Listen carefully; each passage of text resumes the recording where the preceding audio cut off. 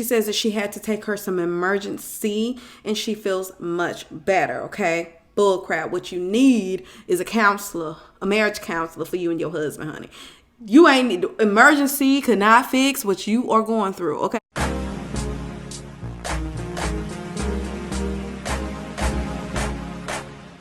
Can we just talk?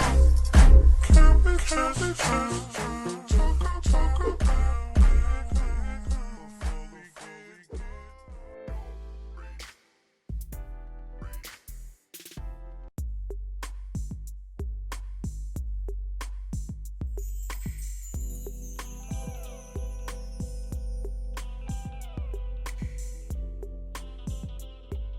What's going on, everybody? Thank you for tuning in. It's your girl NeNe here, back in a cup once again. Welcome to all of my new and old subscribers. You guys are greatly appreciated. You read the title. Y'all already know. We're doing a review for Real Housewives of Atlanta. This is season 12, episode 9. The title of this one is A Wine of a Time, y'all. It was not a whole bunch to talk about, but we're going to go ahead and get right through this review. It shouldn't be long at all. Eva Marcel and Michael Todd, we root for y'all. I can forward her a lot of these blogs so she can mind that business. She still got her C-section healing. She over here worried about somebody else's baby. We started the episode off with Porsha and Lauren. They're looking for makeup for this carnival event they're supposed to be going to. They say they're tired of the normal beat. Some of the things we talk about is Dennis. Dennis, apparently he came back to the house. He didn't move back into the house, but he started coming back and they were moving a little fast. She said it didn't work out, so she made him move back out. They're supposed to be taking it slow, okay? So we already know, based on their Instagram and stuff like that, they back together, so we're not going to spend too much time on that. We started talking about Eva, a little rant that she had. Now, y'all remember in the very beginning, I mean, may have been episode 1 or 2, where Kenya had the little meet and greet for Brooklyn. Well, when she had this meet and greet, Eva didn't bring her kids. Something about she didn't trust the ladies because every time they come around and some arguing and stuff like that, she didn't know Kenya like that. So she didn't want the kids to come. Well, Cynthia said, yeah, the energy has to be right. So then Porsha goes back and she tells Kenya about the little energy coming. Kenya gets upset, pissed, okay? And said she wouldn't invite her to any more events, y'all. She was upset. And I would have been upset too. Like, why the hell would you not bring your kids as if we're going to do something to harm them or whatever? We know how to act around the children, okay? Well, then Porsha, like I said, she told Kenya. And so Cynthia, Candy, and Eva, they were looking for a dress for the NYC Pride event. And that's when Eva made the comment that Porsha should be concerned with healing because she had recently had a C-section. It was about, 2 months? The baby was 2 months old. She said she needed to be concerned about healing, and she also needed to be concerned about those blogs. She said she would forward her the blog so that she can be concerned about Dennis, okay? Not about what she says and how she takes care of her children, because she didn't feel any way about not bringing them. She also had made that comment about baby Pilar, saying that she looks like Dennis with the bow. So she was talking about all that hot stuff, right? So Porsha is telling Lauren, she says, yeah, I heard about it because Candy told me. And I don't know how I feel about this. It's going to be something that we have to address. And so she planned on doing that later, and she ended up doing it, okay? So, she did say, though, when she was standing there with Lauren, she said, you know, it's so funny to me because this is one of the people that was rooting for me. And they showed us a clip of Eva actually talking to Porsha and saying, you know what? Eva and Mike Sterling, honey, we are rooting for you. So for her to say that comment about you need to be focused on the blogs and stuff like that, it kind of caught Porsha by surprise because you remain one of the main people saying that you here for us. And you got to watch people like that because those are the main ones. When you tell your business and you finally open up, because y'all know Porsha didn't really want to open up to anybody. So when you finally open up and you tell somebody something and it comes back, this is why you don't tell nobody. So Cynthia, Candy, and Kenya, they're all sitting in one of the rooms. And then Cynthia says, yeah, you know, y'all remember when NeNe sent over the card and she had the crackers and stuff like that? And she's like, yeah. She said, I just found it so funny because one of the blogs, they posted exclusive, and this was from Love B. Scott, and the blog posted, read what NeNe Leakes said via handwritten note that made Cynthia Bailey cry on the night of her wine cellar opening.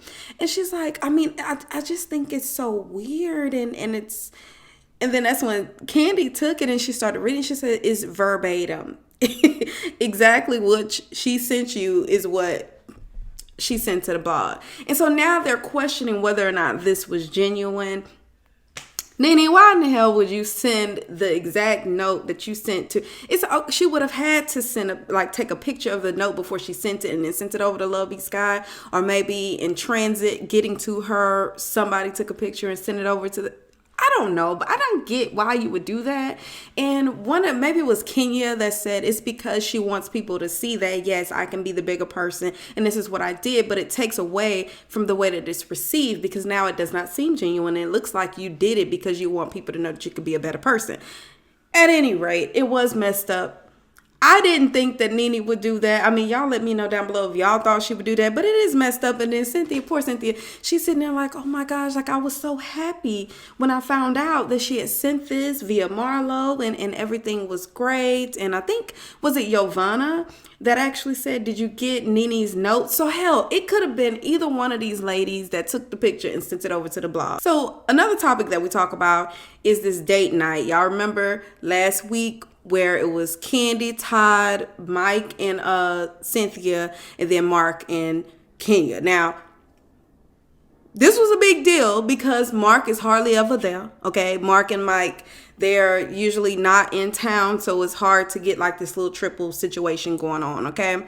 So it was a big deal, right? But we found out that Marc and Kenya really got greater problems than we thought she had. And they are really on two different playing fields. It's just very, very painful to watch. It's very cringy because she'll say what she has to say. He says what he has to say. And then they mentioned the prenup and how he was like, well, if that was on the table, then it's a done deal. And then we talk about how they started talking about NeNe, and he seems like he's more loyal to NeNe as opposed to his wife. Like there was no loyalty there at all. He's still taking up for NeNe. Oh, she's not a bad person. She didn't do anything to me. Meanwhile, your wife has this huge problem with her, and you're just like, who gives a shit what she got?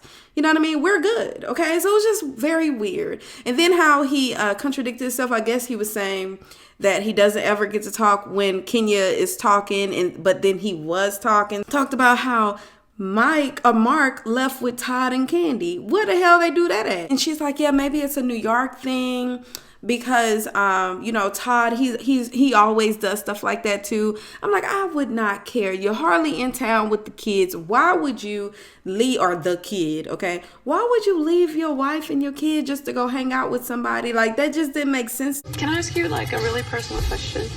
Yeah. Are you happy? Is this man bringing you peace? I just think we're in a really low place right now. Cynthia asked Kenya a really good question. She said, I'm going to get personal here, but I do want to know, are you happy in your current, situation? And she's like, we're at a really low place right now. She didn't give the yes or the no answer, but we pretty much know.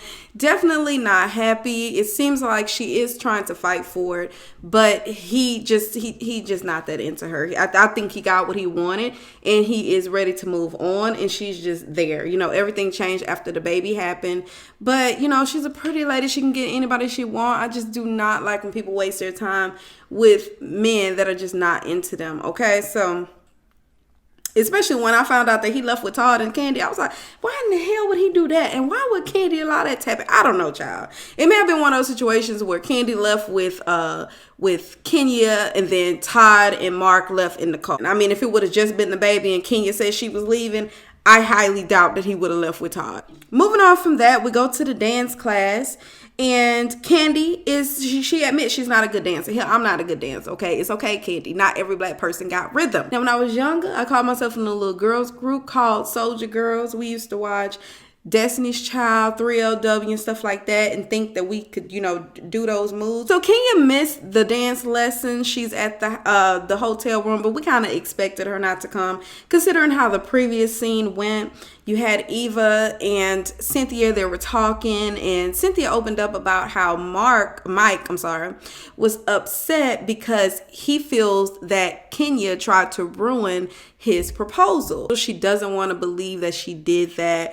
Listen here, Cynthia, she did that shit, okay? She did that. So the last thing we can talk about, y'all, is when all the ladies are sitting on this balcony and pretty much everybody arrived except NeNe. She's a little bit late, but I'm starting to believe this is a part of her contract. She says every scene needs to be her, needs to be by herself, needs to be slow rolling. I'm just not understanding why every scene she just comes in there by herself. You got Eva, you know, eating ice as Eva is always eating ice. Then Kenya arrives. We were all concerned because we were looking for you at dance class. I was just not feeling good. Like I took some emergency and like tried to get a little rest. So I feel a little better.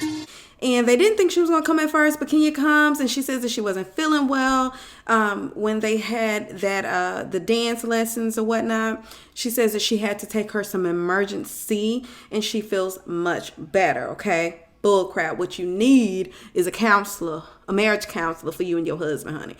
You ain't need emergency could not fix what you are going through, okay?